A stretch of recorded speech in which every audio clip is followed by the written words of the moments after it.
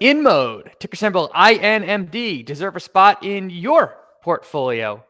I have no clue, but we're going to find out over the next hour. In this series, Brian Stoffel and I take a stock that we've never researched before, and we research it live. You're going to see us digging into SEC filings, looking at investor presentations, checking out Glassdoor, all in an effort to figure out if we think this company deserves a spot in our portfolios. Thanks for watching. My name is Brian Feroldi. And my name is Brian Stoffel. Thanks to stockcard.io for sponsoring today's video. Brian, we chose InMode for today's video because of a poll that we put up on Twitter, and this won first place. It did. And I will admit, this is a company that this isn't completely from scratch for me. I've worked with one of our colleagues at the Motley Fool on this before, so I do have some background knowledge when it comes to this.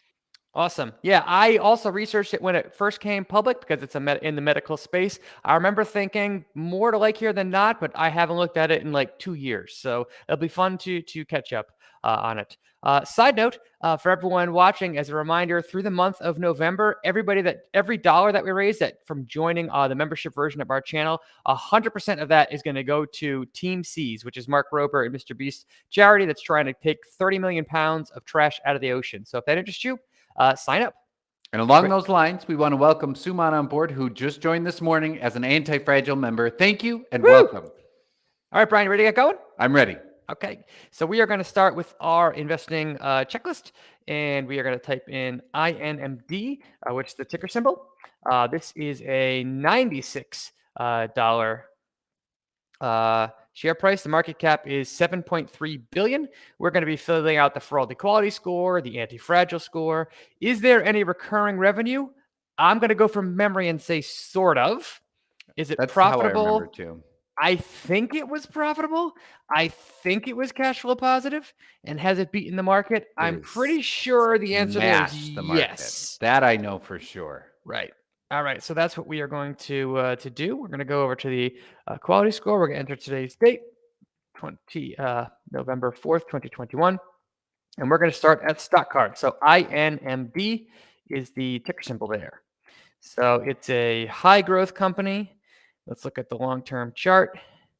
Yeah, it came public at $10 a share, currently 95. So it was under $1 billion. It was like 700 million in that ballpark. Yeah. What? Just a 2 years ago. 2 years ago. Yeah, 10 bagger in 2 years. Okay.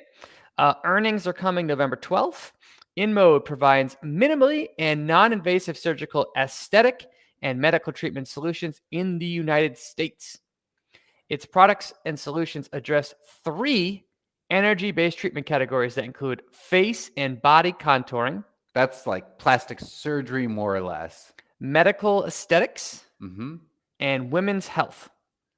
InMode has developed products using its technology for plastic surgery, dermatology, gynecology, and ophthalmology. Its products platforms include Body Tight, Optimas, Votiva, Contura, Triton, Embrace, Evolve, Evoke, and Morpheus.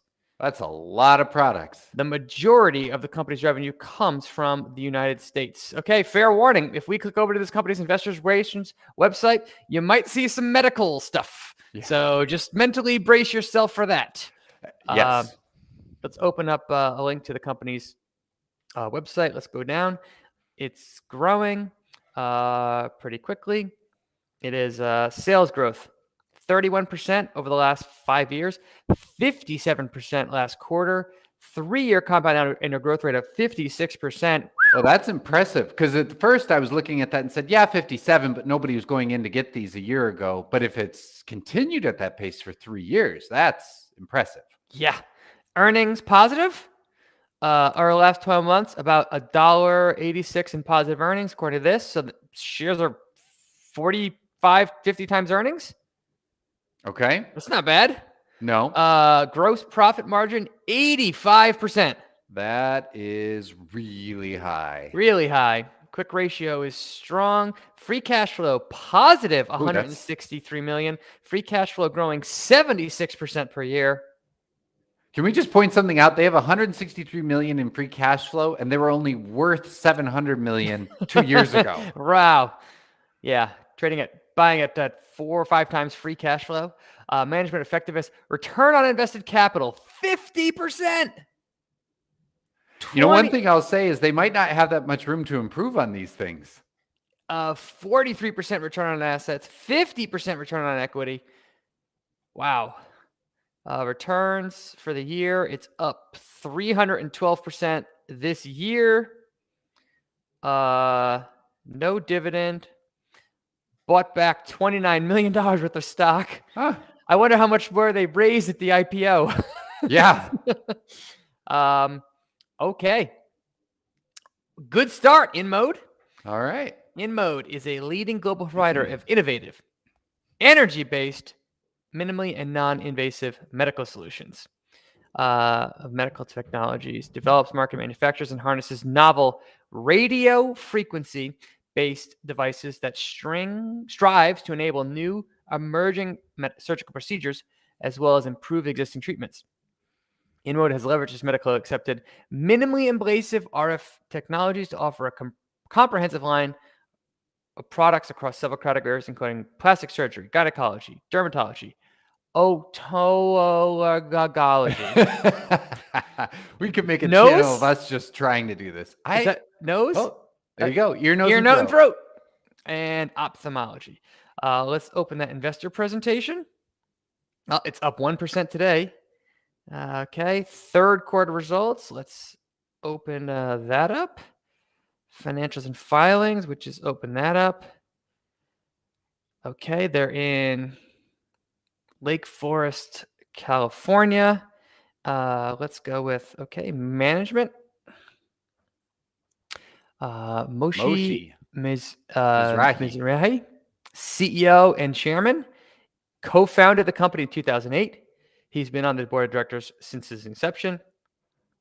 Co-founder and CEO of this company, a medical aesthetic company based in Israel. So he's been in this market for a while. Yeah, and I'm pretty sure Syrian is a company that did the same thing using a different technology.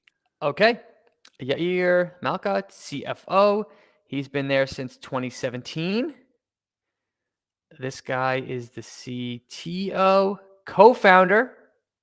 So the CEO and the CTO co-founded the company. Oh, yeah, you're right. Who was the CEO? Yep. This guy's the president. And I don't know if you saw, but the other co-founder, the CTO, was also at Syrian, if that's how you pronounce it. Or okay. Syneron Medical. So they worked together before, and here's the chief medical officer. All right, so right there we get founder. Mm-hmm. We get tenure. I wonder if they own a bunch of stock. Press release. Let's go to that presentation. Where was the presentation? I think when you clicked on presentation, it just went to a different page. Oh, it opened it up here. Oh, there we go. There it is. Let's see if that opens up on page. Oh, it's a PowerPoint. Hold on, I might have to. I'm used to them being PDFs. I might have to change my screen share. That's okay. One sec. Stop. Let's go to this. While you're doing that, we'll just call a shout out to Brandon, who says he's super excited for this. Can't wait to compare his research to your take, Brian, because of your med device experience. And he also points out the stock recently split and it's debt free too. Cool. Okay, who we are. Wow, can you even come close to reading that? I can, but I got a big screen. I don't know if anybody watching on a smaller screen can. You can hit play. That goes full screen. A little better. That goes full screen for me. Oh, okay. I'll just try and zoom in this way. Okay. Okay, a leading provider of innovative, minimally invasive aesthetic technology. Oh, I can change it. RF technology, worldwide regulatory approvals, history of profitable growth, global platform with established direct sales force and exclusive distributor network, pipeline to expand medical offering and adapt proprietary technologies to specific applications for plastic and aesthetic surgeons. Pipeline. So more products on the way. Proven management team. All right, you can see that okay then. Yep. 94 million in revenue last quarter, 55 cents last quarter, and non-GAAP earnings, 86% gross margin, 48% non-GAAP net income. That is a non-GAAP 48 million. Yeah. That is a net margin of 50%. Yep. Even higher. Non-GAAP, but still. 10,000 devices installed. 5,000 are in the U.S. There's in 70 countries, 172 direct sales rep, 7 technologies, and 10 product families. These are these dudes. We just saw who they were. And Okay. I saw a whole bunch of more Cineron names on there too. 354 employees, 172 are in sales. So half of the company is in sales, 23 people in R&D. So headquartered in Israel, and they have offices all over the place. Europe, wholly owned distributors in Spain, France, and the UK, distributors by country. Okay, Asia. Okay. The aesthetics market, huge and growing, I bet. Mm-hmm.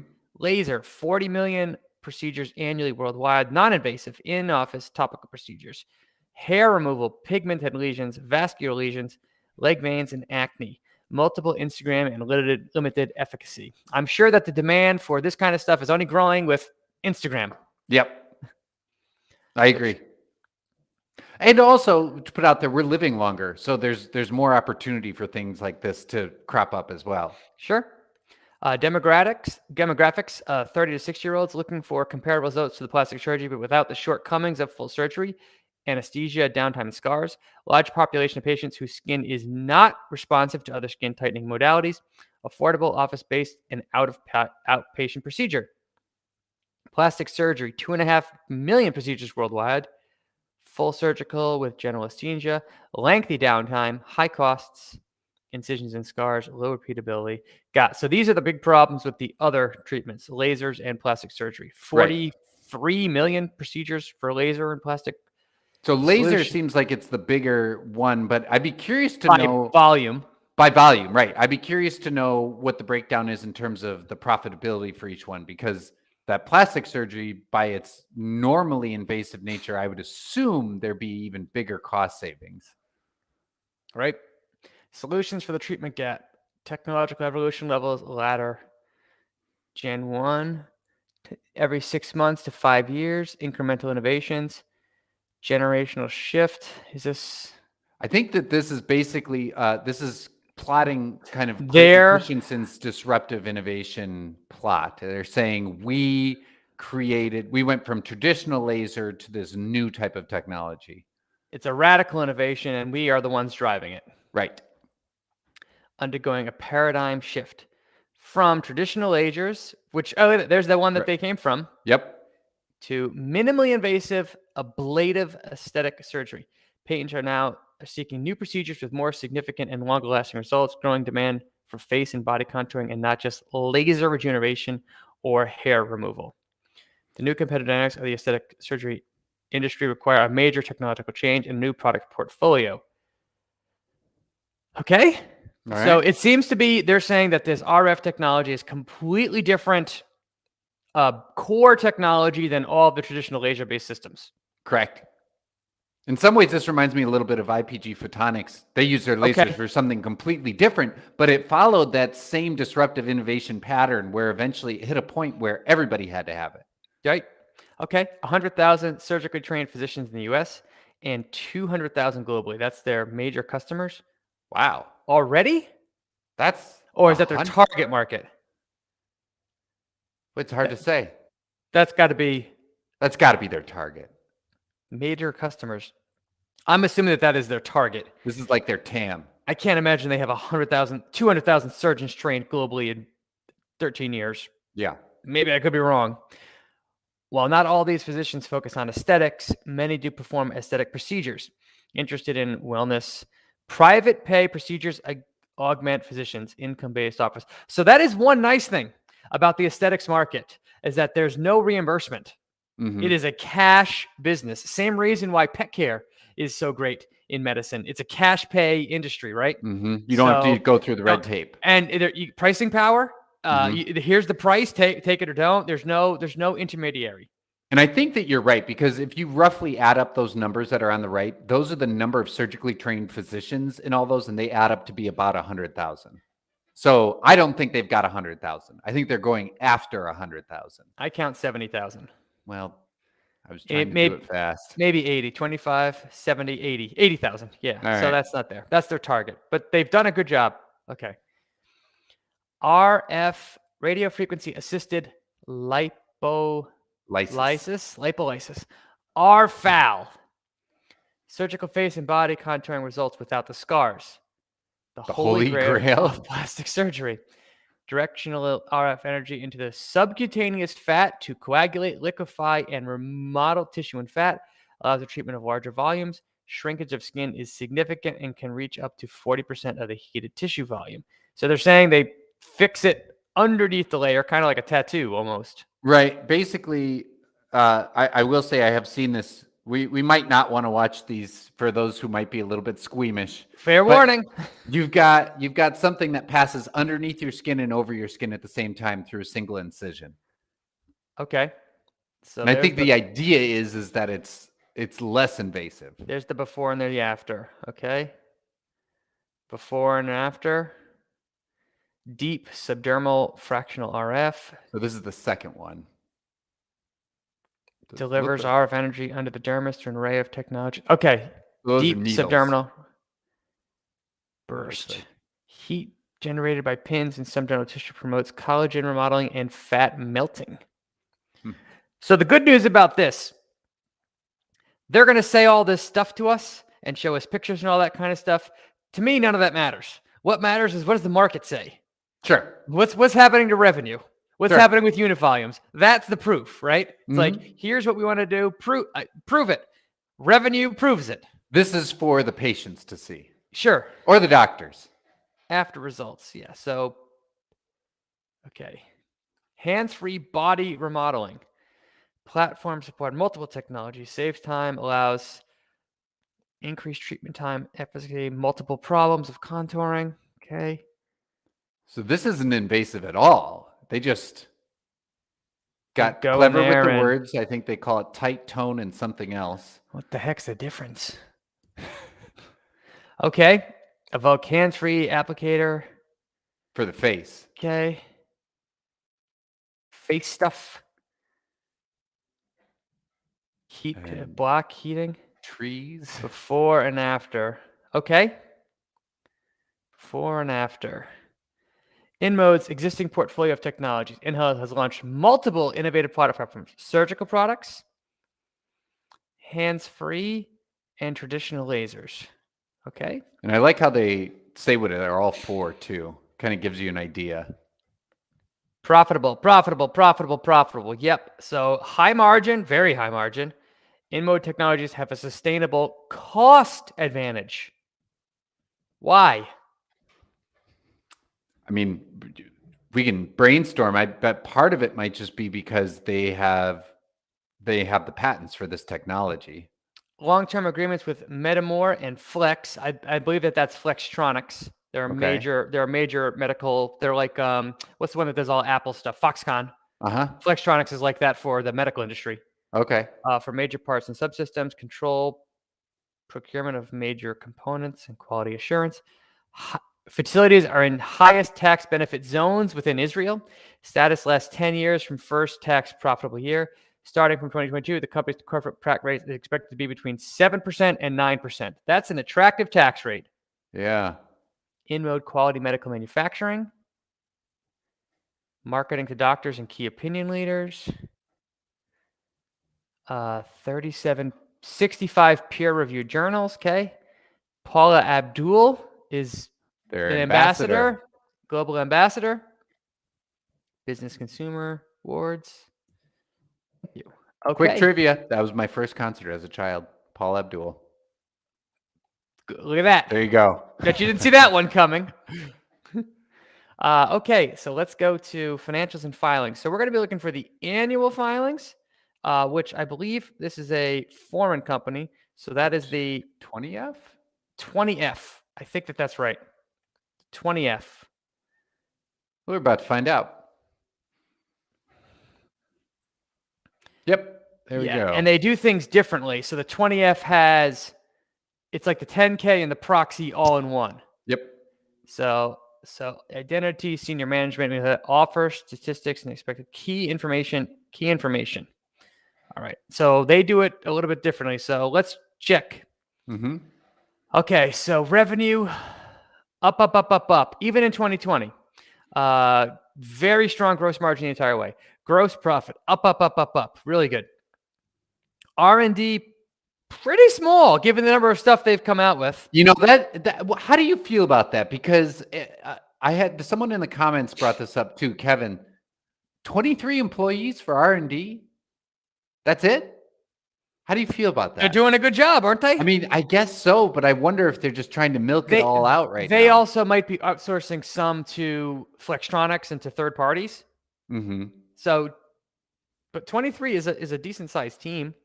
I can tell you the company that I worked at, Insulet, when they were the small team and invented the product, 15 engineers.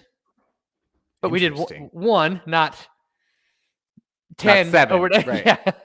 But anyway, sales and marketing, number one expense, $86 million. Wow. But that's about half, a little less than half of total gross profit. So I could see this being a product that requires a lot of selling and a lot of education. Oh, absolutely. So that's not terrible.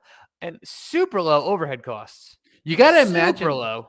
You got to imagine that that's a pretty easy sale though too. Like if we're talking about adding money to a surgeon's coffers, and this probably costs less than everything that's involved in invasive surgery. I don't know that for sure, but I'm just thinking out loud here. Like that has to be a pretty easy sell for the doctor.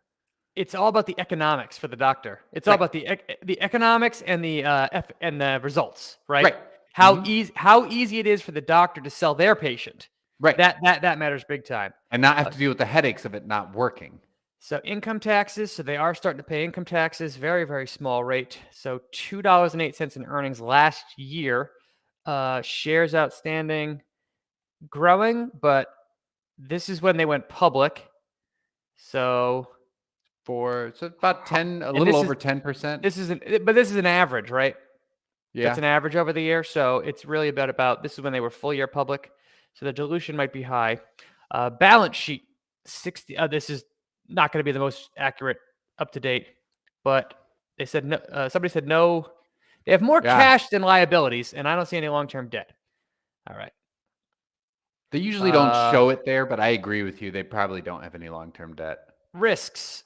Everything we say is wrong. Our product stops working. Yeah. Okay. Here we go. Overview. I don't know if I can get this any. There you go. Yeah, you got it bigger. Okay.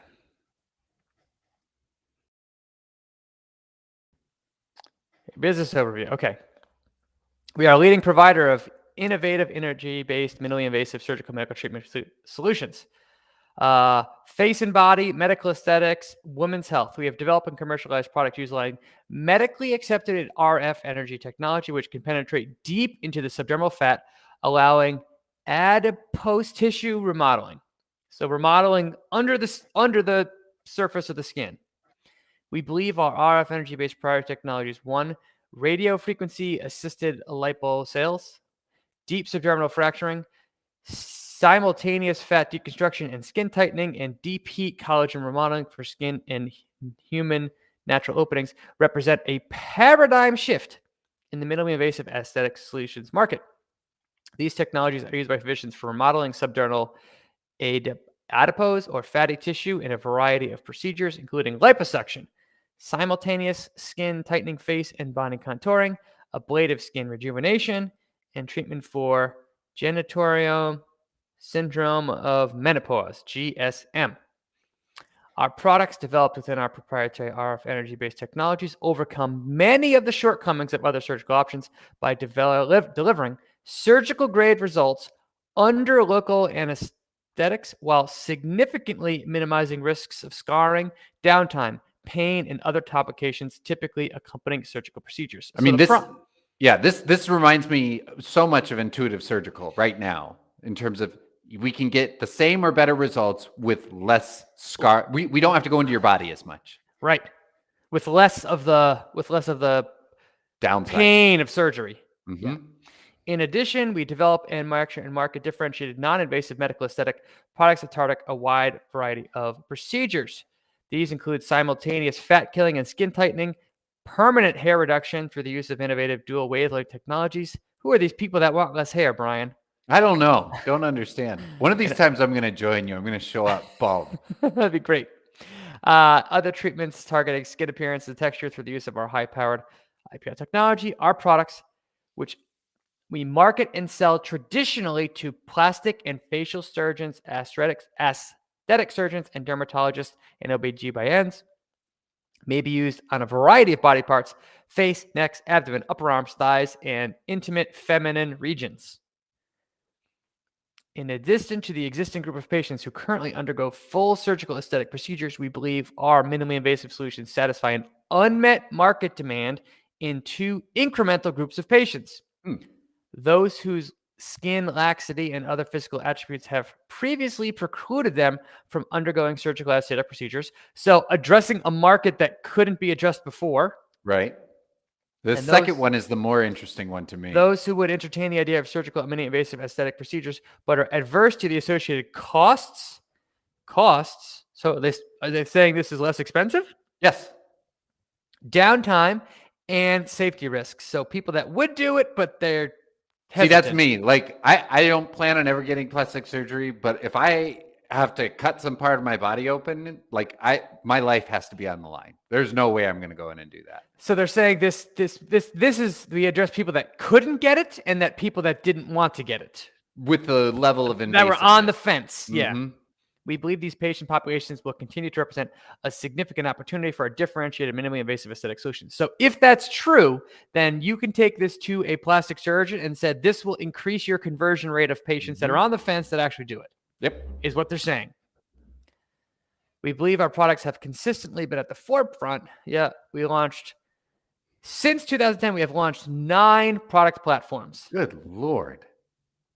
Optionality. Each product consists of the following components: a platform that incorporates multiple energy sources, 1 or more handpieces or hands-free applicator, our proprietary software, and a simple user interface with a touchscreen.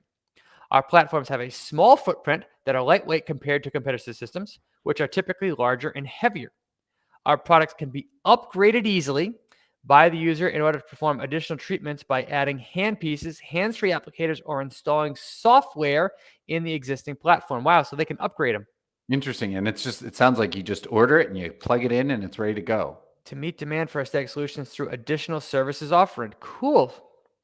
Our focus on innovation has resulted in a strong track record of sustained new and next generation product development. We believe our ability to bring new products to market and continuously innovate is a distinct competitive advantage. Yeah, that's some rapid innovation. We launched 2 new platforms in 2020. Good Lord. Which are based on our existing energy-based technologies with the goal of further penetrating the market for surgical and medical treatment procedures. Our 2 platforms were introduced in 2020 were Evoke, which is a hands-free facial treatment, and Morpheus, a full-body fractional RF ablation technology platform. We expect that these new product platforms will complement our existing portfolio, allowing us to increase our offerings to existing customers and attract new customers. We believe that introducing new products platforms is important in order to satisfy consumer demand and respond to evolving technological developments. Okay.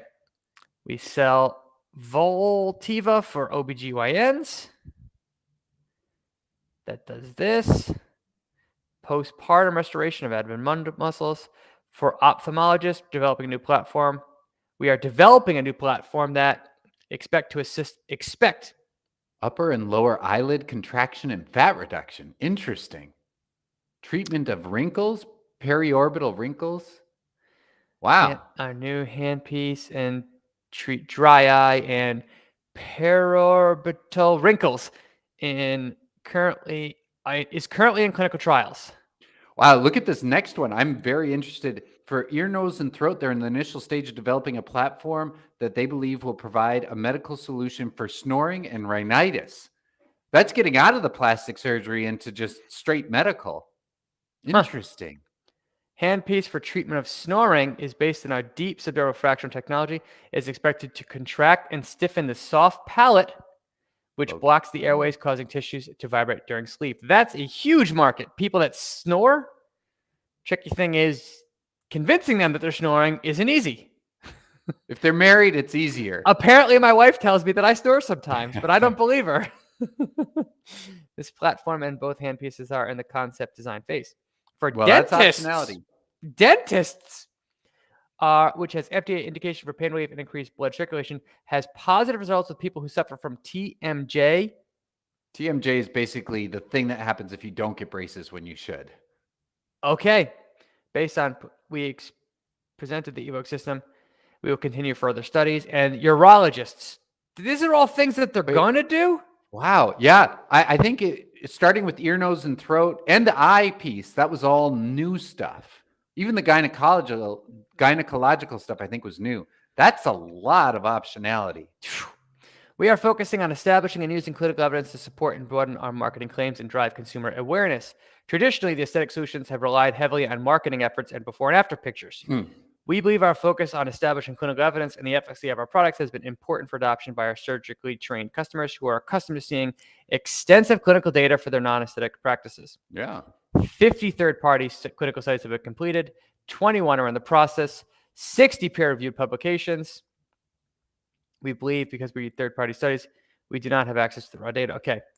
We offer post-sales Wait, can I just training. point something out? They pointed out that these were not paid for by themselves. Like a lot of times, this kind of evidence. It just says, while we did not have any involvement in the clinical studies mentioned above. Like, I just think that's important because sometimes with Intuitive Surgical, they're the ones that paid for the study. Not always, but sometimes that says that their things work. So that's important. These are third parties who don't have skin in the game. They're saying it works. That's important. Yes. Our revenue is up a lot. Gross margin is high. We have install base of 3,900 product platforms. We're permitted 25 to sell. FDA clearances. Wow. We believe our minimally invasive surgical anesthesia includes small to no incisions, outpatient procedures, no anesthesia, minimally invasive, effective and long-lasting, differentiated, innovative, and less expensive. We believe we are the leader in using RF technology. Okay. In medicine is well established. So why are they the first to do it? Yeah, that is curious. In a variety of ways, most common being monopolar delivery and bipolar delivery. Has an important advantage over monopolar. The depth of penetration is not dependent on tissue impedance. Okay, they're getting into the technicals here. We believe we are the leader in development of bipolar RF energy devices for minimally invasive tissue. Okay. So here's more about that. Yeah, real quick. What I pointed out about those peer-reviewed articles, Dave just chimed in and said all the peer-reviewed studies he checked on InMode's site were conducted by consultants hired by InMode. So a little yellow flag there. Thank you, Dave. Deep heating collagen, pulse continuous. So here's what they do. Differentiated our strengths. Okay, we're the pioneer in this market. Strong brand recognition. You buy that? It's hard to know. InMode or the products that they make? You think InMode is a strong brand name? Maybe within the medical community, it might be. Well, that's what matters to the brand, right? Right, exactly. I mean, maybe a little bit amongst the patients. Yeah. Again, going to Intuitive Surgical. Regulatory. They marketed towards patients as well. To me, if you're going to have a moat in this market, it's going to be first your patents, but patents are overcome about. It's really about switching costs of training providers. That's the thing. That's the real. I see, and that's one thing. Like, I wonder, how high are the switching costs? Because there is the sunk cost of buying one of these devices. Right. Once you buy them, it's on you to make the investment worth it. So the physicians are bought in, literally and figuratively. I wonder how much these devices cost. While you're doing that, I might look real I'm going to guess tens of thousands of dollars. Okay. Canada, Europe, Latin America, we're growing. Continue to penetrate our existing customer base and drive recurring revenues. Now you're speaking. We believe there are opportunities for us to generate additional revenue from existing customers who are already familiar with our products. Additionally, we have experienced growth in the sale of consumables. Really? Over the past 3 years. Since inception, we have sold 521,000 consumables. We expect that as our consumer base grows, the percentage of our revenue attributed to consumables will increase. How much is it now? We also expect that certain customers will be candidates for technology upgrades to enhance the capabilities of their existing InMode products. As we continue to support our sales service growth, we expect to see increased number of customers that enter into extended warranties, which provides us with additional recurring revenues. Right.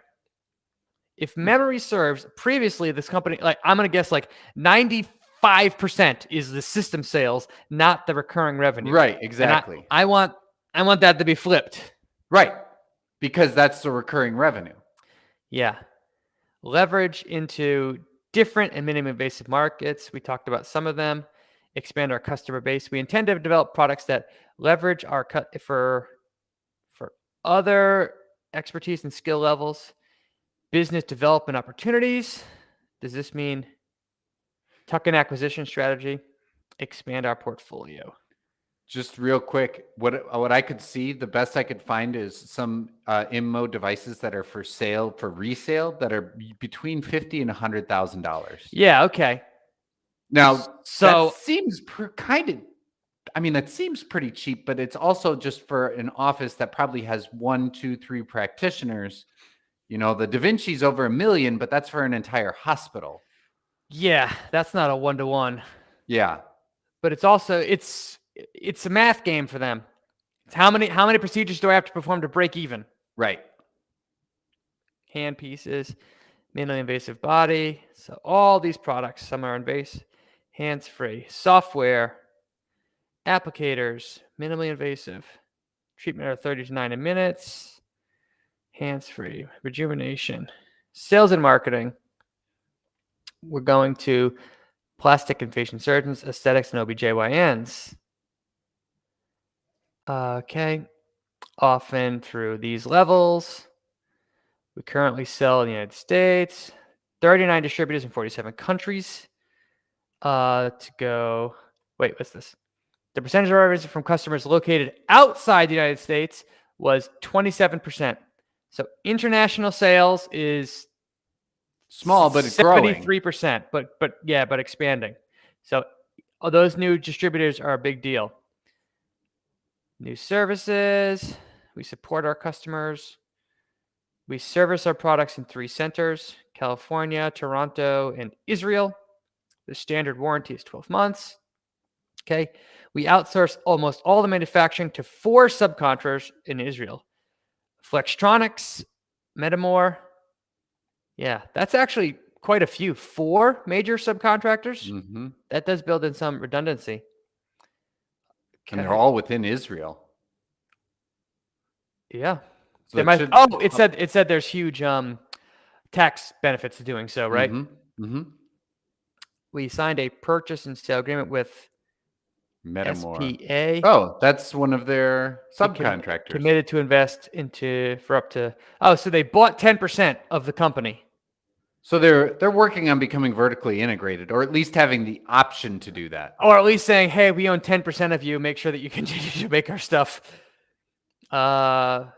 16 research and developments in. They're focused on this. Very small.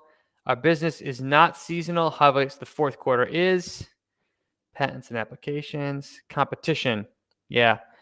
Allergan, Cutera, Apex, Venice, Cirrusum, Vivive, Cineron's on there.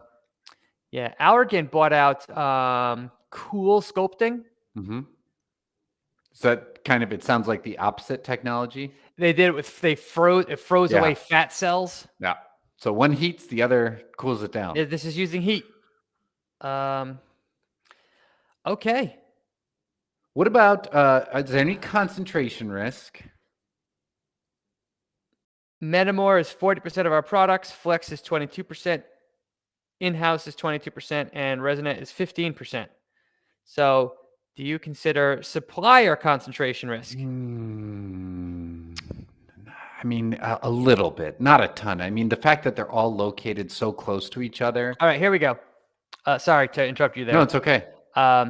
derive 90% of our revenue from the sale of medical aesthetic procedures and 10% of our revenue from the sale of consumables and extended warranty. So yeah, 90% are from the devices themselves, 10% are for consumables. Can I just ask you real quick? You were going over the consumables while I was trying to look up how expensive those machines were. What is there a certain procedure that the consumables are used in? Did it say? I would assume all of them, or at least many of them. Hmm. And there's also the extended warranties on them and servicing them, I assume. We expect our revenues from the sale of consumables and extended warranties to increase over time as our install base continues to grow. We have experienced growth in sales of consumables over the past 4 years. Recent revenue growth has been driven by and will continue growth, increase physician awareness of our procedures. We have expanded our sales force to help. Okay. 79% of our revenue from the sale of minimally invasive, 32% from hands-free platforms, and the rest of non-invasive. So minimally invasive is number one. Okay. 73% in the US. We talked about that. Expenses to actually make them, sales and marketing, G&A. Corporate tax rate is very small. We supply product revenue. Service revenue. We also generate from long-term maintenance contracts or extended warranties. So they're not, or extended warranties on a straight line basis. Yeah. Stock-based compensation. Yeah, great margins. Super strong margins. In fact, I'm going to ding them. Right, because there's no room to improve. Room to grow. Yep. That was the first thing I thought too. I mean, that's a great problem to have.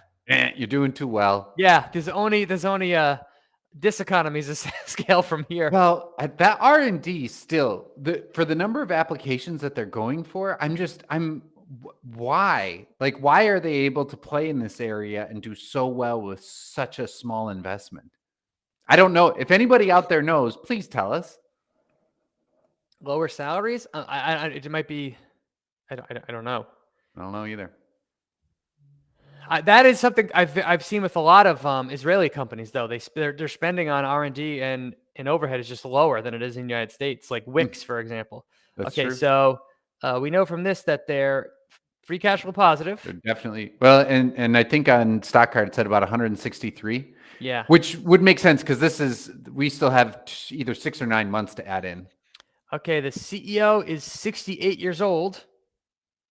Just throwing that out there. The CTO is 54. Okay. Can we go with $3.5 million in compensation? Okay, ownership. Share ownership.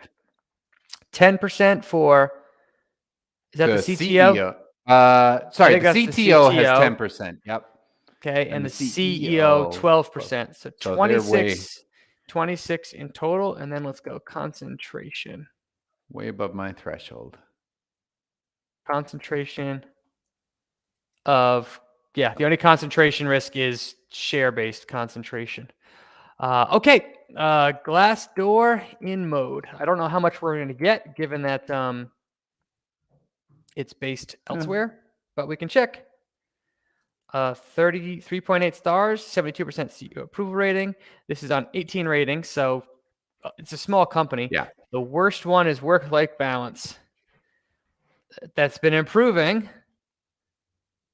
Usually senior management is the worst one. But overall, definitely a positive business outlook. Which isn't surprising. Yeah, with the stock going up. Sometimes those things track the stock price. I don't see anything about a mission statement. Yeah. And did we look at the most recent quarter? Because I think all we did was look at the. No. Let's do that. I had that pulled up. There we go. Revenue is up. Get that closer for you. Revenue was up 58%. 75% of quarterly revenue was the minimally invasive. 18% came from hands-free. 9% from laser and RF. GAAP net income of $44.7 million. Wow. GAAP net income of 52 cents. Cash position of 388 million. Gross margin is strong. Yeah, financially, this company is a powerhouse. Exclusion. New major subsidiary in Europe. Sales of hand sanitizers nearly matched the prior quarter. We do have 2 new platforms. We continue to deliver Jesus. Yeah. 2? Yeah, wow. How do they support all this? See, yeah. Yeah, is there a risk of them having almost too much optionality, too far, too fast? Well, it's funny because when I did do this, one thing that our friend Osset said was, he said, sometimes I wonder if the differences between these machines is cosmetic as well. If the end users are buying them, that's what matters. It doesn't matter what we think. It matters what are the people that are customers think. Yep. So very strong revenue for the year of up for the full year EPS of call it $2. Yeah. Let's go down to I don't see any mission statement anywhere. Shares outstanding 86. So didn't somebody say they just split their stock or something? Yep. So, okay. So maybe it happened since September 30th, though. Yeah. Okay. So that's dilution of 2%, 84 million to 86 million, 3%. I'm not going to ding them on that. Stock-based compensation, total liabilities, nothing. Very small. No debt. Okay. 63 million in total liabilities, almost $400 million in cash. Cash flow from operations over the 9 months. Where's cash flow from investing activities? I don't see. Where's CapEx? Well, they said that fixed assets. Does it say fixed assets somewhere? Yeah, I think fixed assets is probably the CapEx, which is nothing. Yeah, I think that's what it is. It's got to be fixed assets. Less than $1 million. They're making. This almost seems impossible. I mean, are you not having a little bit of that reaction? Yeah, these numbers do look sensationally good. Yeah. Stock-based comp is only $9 million for the year. Almost to the point where I'm like, this is almost too good. And maybe that's just my problem. Okay, so revenue. So consumables is only 9 million. Okay. Revenue buys technology. So I'm going to ding them for that on my is revenue recurring? Mm-hmm. No, it's not. No. All right, I think I have enough. Yeah, I think so too. We didn't find any mission statement, but if somebody thinks they have mission statement, let us know. Or maybe you could do a search. All right, financial resilience, 5. Gross margin, 3 out of 3. Superb. Returns on capital, 3 out of 3. Excellent. Free cash flow, 3 out of 3. Fast and positive. Earnings, 3 out of 3. Growing fast. Perfect financially. Perfect. Okay. Moat. Do they have a network effect? No. Product ecosystem. They didn't say anything about their products working together or strengthening each other. So I'm gonna guess no on that. Plug in. It seems like it's upgradable though. Yeah, it seems like there's like this console and then you add things to it, but that's just what it looks like. So it's upgradable, but the point of that from a moat perspective is Apple's devices, right? You buy an iPhone, your iPad gets better, your Apple Watch gets better. They all work together. I don't see any of that here. Agreed. Switching costs. So I'm thinking from the doctor's perspective, right? Once you go through the process of buying this and getting trained, are you going to continually use it and switch away to a competitor's product? Probably not. I'll go 10 out of 15. Yeah, can I ask you one thing though? If a competitor comes along and has something, because these margins are so good and has something at a much smaller cost, I guess, as long as consumables aren't a huge part of it, that is actually a benefit of not having consumables be a big part of it. Because once you buy it, it's in. Right. Do they have a durable cost advantage? I'm going to say no, even though they called that out in the presentation. I'm not going to give them any credit for that. Do they have a premium brand? I'm also going to say no. Their products might have it, but I don't think the brand name InMode. But I might be wrong about that. And counter positioning. Do they have a business model that their competitors would be harmed to adopt? It's a No. medical model is what's counter. Yeah, but it's not a But business model. I'm assuming that their competitors are a very similar business model. So Yes, I agree. It might be lower cost for the patients to go through it, but for the physicians, they still have to, the business model is the same. You're buying the device, you're using it, and you're paying consumables. So I'm going to assume no there too. But for the moat direction, I'll say wider. Mhm. So I'll give them 15 out of 20 for moat. Potential, optionality, 6, right? if not 7. Right? Actually, 7. I mean, they're all over medicine.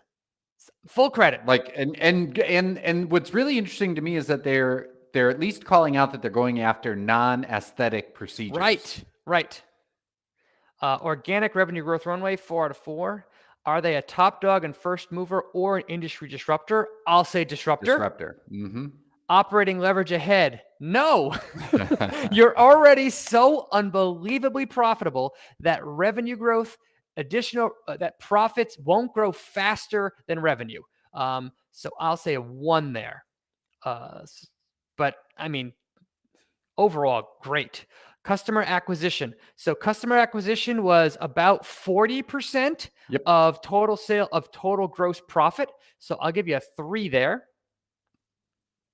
Dependence. Is this company's business model recession proof? Well, the primary way that they're making money by now is selling into healthcare providers. That's 90% of revenue. Revenue did not go down in 2020, No, which it is didn't. shocking. Yeah. So I'll give them a 4 on that. It's surprising. I know, that really is. It's too bad they weren't around in 2008 so we could get a better idea of what it was like. Is revenue recurring? Not really. I'll give them a 1 on that. They do have some recurring revenue, and it is growing. I'll give them a 2. Do they have pricing power? Yeah. They can. If they've got margins like that. Yeah, yes. Okay, soul in the game. I'll give him a 5 out of 5 on pricing power. Soul in the game. Founder CEO, great. Inside ownership was high, 3 out of 3. Glassdoor ratings were okay. Mhm. On my, that's like a 2 out of 4. Tough to say though, because this is a company based in Israel. Is Glassdoor really a good site? I don't know. This might be a great place to work. I don't know. Mission statement, goose egg. I will say, who is it? Brandon said he found one that says to create innovative, life-changing technology that leads the industry in enhancing beauty and well-being. To that, I will just say 2 things. 1, it's not good if it's hard to find. That's not a good sign. But 2, in general, it's not a bad mission statement. But I will say that when you compare yourself to the industry and you say we will be industry leading, that's never good. Because your North Star shouldn't be where you are compared to everyone else. Your North Star should be what your North Star is. Right. How has the stock done since coming public? 4 out of 4. Are they buying back stock, paying a dividend, or repaying debt? No. It seems like cash is just piling up with occasional acquisitions, but that could be something they do in the future. And how are they doing versus Wall Street's estimates? Beat. 4 for 4. 78 before we get to the bad stuff. Looking good. Accounting irregularities? No. Customer concentration? No. Industry disruption? No. Outside forces? No. Binary big market loser? Nope. Binary event? Nope. Extreme dilution? Nope. Growth by acquisition? Nope. Complicated financials? Nope. Antitrust? Nope. Headquarter risk?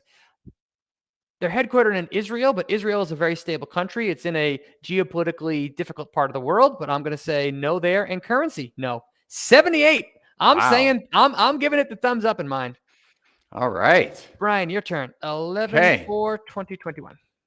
So mission statement, we're going to go -1 because you got to do better. Do better. All right. Moat. I said no to the network effect. I'm going to give 1 point for switching costs. It's so difficult for me to know what the switching costs are here. Let me just say the fact that there's a website that I could have just found where I could have bought and bid on one of these machines. that doesn't make me super excited. Like, do you think I could go and get a Da Vinci online? Could I just be like, hey, deliver this Da Vinci to my house? Like, I don't think so. $100,000 is a lot, but it's not so much that I think it's impossible to switch. So I'm going to give them one. I'm going to give them one for low cost production. So I am going to give them credit for that. And I'm also going to give them one for intangibles, which is primarily their patents. So a total of 3. That's okay. That's higher than I thought you were going to go. Okay. I'm going to go for a full 3 on that optionality because Jesus, yes, introduced 2. They deserve it. They deserve it. Yeah. So financial fortitude +1. Concentration, I'm going to take a half point off. And let me just say, one of the reasons, Brian, you said that was higher than I thought. Part of it is I'm giving them that point for low cost production. And I'm also taking away a half of that point because that low cost production has to do with the concentration of their suppliers. Let me ask you this. Yeah. If we were doing this for Apple, would you take off points for concentration for Apple since 100% of their products are made by one company?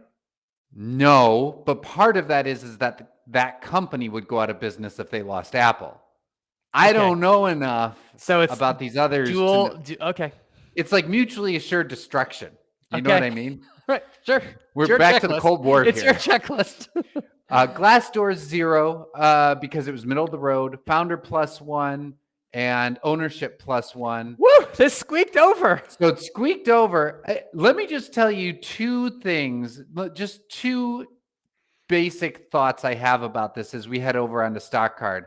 And we're going to put both of these in our thumbs up portfolio. So my anti-fragile, your quality business. And I think we're probably going to do what, like 11 shares a piece? 11 10 or shares 11? a piece. So for you, this was a 7.5. Yep. And for me, it was a 78. But yeah, go ahead. So the 2 things that I just want to say is that I'm not crazy, and this is just a me thing, and I don't want to get on a soapbox, but I'm not crazy. If I'm investing in medical device, I want to be doing it in things that are like life-saving. There are times when plastic surgery is really important in people's lives, but I do worry a little bit about pushing your way through the door and then pushing people to use this, and then there being a backlash somewhere down the road. So that's the first thing. But the other thing is it almost seems like I know this company's been around for 10 years, and I've already said this during this hour, but this almost seems too good to be true. And when that happens, I'm like, what am I missing here? What am I missing? I don't know. We don't know. That's one of the challenges with researching companies like this. Yep. Dave used to be an investor in Cineron, which is the other company. It's one of the challenges of investing in a company like this. We're not going to touch the company's products, and 2, it's headquartered in Israel. Right. There could be arguments that there's optionality on once you have these customers in place, selling them new products isn't that difficult because you already have a relationship with them. So according to them, we missed on the mission statements on the About Us page. Oh, okay. I will say this. I talk very fast, but that's because you're listening to me on 1.5x speed. Well, but let's also say that we have many takes in our recorded videos to make sure we're getting it in fast. Yeah. This is all out of pocket from the patient's perspective, right? Cool. InMode has been a first 7-bagger. Nice job. Brandon providing us with great details here. And as Brian said, thank you to Suman for becoming a member. Well, thank you all so much. Do you have any final thoughts there, Brian? I'm going to be watching this. Like, there's some spidey sense that's going up, and I'm going to learn that my spidey sense and it's a negative spidey sense. We're going to learn that it's full of crap and I shouldn't pay attention to it. Or maybe there's something to it. Come back in 3 years and we'll let you know. Like you, I don't know how comfortable I feel owning a company that does medical things like this, but I will tell you, just purely from an investment checklist standpoint, this company checks a lot of boxes. A whole lot of boxes. The one I'm not fully comfortable with is I don't want 90% of my company's revenue coming from $100,000 items. If Intuitive Surgical was 90% of our business is the Da Vinci systems, I'd be like, no, not nearly as interested. Yeah. Not nearly as interested. So the question is this going to take 20 years before consumables are the main point of revenue? And what happens if the company gets there? You're going to see a significant slowdown of growth, if not negative growth. Like we don't know the replacement cycle of the machines themselves. Right. I'm sure there will be a replacement cycle, but that might do funky things to revenue. Anyway, questions that we don't know the answers to, but I'm happy to have it on the thumbs up portion of my checklist. And there's a good chance that while we were taping this, they came out with another platform. So we'll have to keep up on it. There you go. All right, everybody. Hope you enjoyed this. Thanks for watching. If you want to suggest what kind of stock we should do next, become a member of our channel. Next week, we're going to do voting for channel members only. And as a reminder, for the month of November, all proceeds that we raise through our channel membership are going to Team C's. My name is Brian Feroldi, and my mission is to spread financial wellness. And my name is Brian Stoffel, and my mission is to, now I've screwed this up because it's been so long, but my mission is to reduce finances as an obstacle to wholehearted living. Brian's out.